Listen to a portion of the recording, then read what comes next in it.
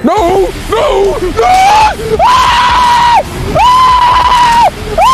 Gusto nyong malaman kung paano ko nagawa ito? Katulad nyo rin ba ako nako-curious sa mga bagay-bagay? So ganito nga lang pala kadali gumawa ng wax dito sa bahay. Sa pamamagitan ng dalawang ingredients lang, asukal at kalamansi, makakagawa ka na ng DIY mo na wax dito sa bahay lang. At hindi ka na talaga mamumroblema dyan sa kilikili mo na parang gubat na. Dahil dito sa video ko, tuturuan kitang gumawa. At Diyos ko, napakadali lang pala gumawa ng wax dito sa bahay. Maghanda ka nga lang ng kalamansi, mga 8 o 10 pirasong kalamansi, tubig, asukal. Ang asukal na ginamit ko ay 2 kutsara lang. Pero kung tingin nyo ay kulang pa yung asukal, pwede nyo namang dagdagan. So bago ko nga isa lang ang gagawin natin na DIY wax, piniga ko muna itong kalamansi natin at tinanggal ko yung buto. Tapos dinagdagan ko nga lang pala ng tubig mga 2 kutsara. Pagkatapos sinunod ko na rin pala itong asukal natin. Tapos hahaluin mo lang siya. Pagka na make sure mo na nahalo mo na ng maayos, tsaka mo lang siya isalang sa lutuan natin at low fire lang ha, baka kasi masunog ka agad. Tapos wag mo siyang hahayaan na hindi mo siya hinahalo, kailangan halu-haluin mo siya para maging even yung pagkakaluto ng asukal natin. Actually hindi ko rin naman alam kung paano mo makikita na luto na siya. Basta nung tingin ko medyo brown na siya, tingin ko okay na yan at pwede na yan. Medyo nakakakaba nga siya habang niluluto mo siya. Kasi dahil parang umuunti ng paunti yung ginagawa kong DIY na ito. Tapos nung okay na, medyo papalamigin mo lang kasi hindi mo naman pwedeng i-direct agad sa kilikili mo yan dahil malamang mapapasok. So dito nga pinapalamig ko siya, tinatapat ko siya sa electric fan para mabilis din siyang lumamig at magamit na namin. Dahil first time nga rin namin gagamitin to at medyo excited na rin kami dahil magagamit namin ang wax sa aming mga leki-leki. Kaya ayan ang ina nyo, super tapat sa electric fan muna para matuyo na tong DIY wax natin. Actually habang pinapatuyo ko yan, medyo tinitikman ko dahil nakakaloka, masarap pala siya. At nung na-make sure ko nga na malamig na siya, agad-agad ko nang pinahiga yung isang biktima ko. Sa mga oras nga na to, nagtatawanan kami kasi ayaw niya magpakita ng mukha. Kilikili lang daw ang ipapakita ko. Di ayan, kilikili lang. So bago ko muna nilagay yung pinaka-wax namin, nilagyan ko muna ng pulbo yung kanyang leki-leki. At dahil kung maririnig nyo kami, puro kami tawanan dito. Tawang-tawa talaga kami sa mga kalokohan na pinagagawa namin. Ako talaga tawan-tawa dahil kinakabahan siya, baka daw masakit. Siyempre, ang sabi ko sa kanya, hindi naman masakit, bibiglain ko naman. Di lalo siyang kinabahan sa sinabi ko. So ayan, pagkalagay ko nga nung wax natin, maglalagay ka lang din ng papel sa pinakaibabaw niya. Tapos medyo itatambay mo lang ng mga ilang seconds o ilang segundo dyan. Hindi ko na rin pala alam kung ilang segundo ko tinambay, basta tansya-tansya lang lahat ito. Tapos kung tingin mo okay na at pwede na siyang hilahin. Actually sinisilip-silip ko pa yung pinakailalim niya kung dumikit na ba talaga yung papel at saka yung wax sa kilikili niya. Tapos nung nasigurado ko nang dumikit na lahat, hihilahin mo siya ng biglaan para hindi naman masaktan yung biktima natin. Charis. Dito nga tawang-tawa talaga kami dahil kabadong-kabado siya. At dahil ako nga tawang-tawa,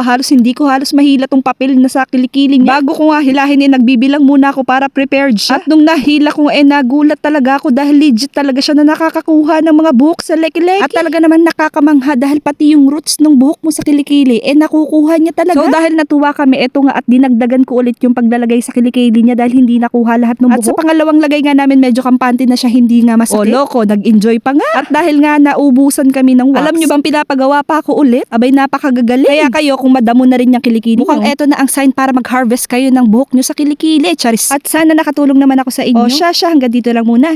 Yun lang. Salamat.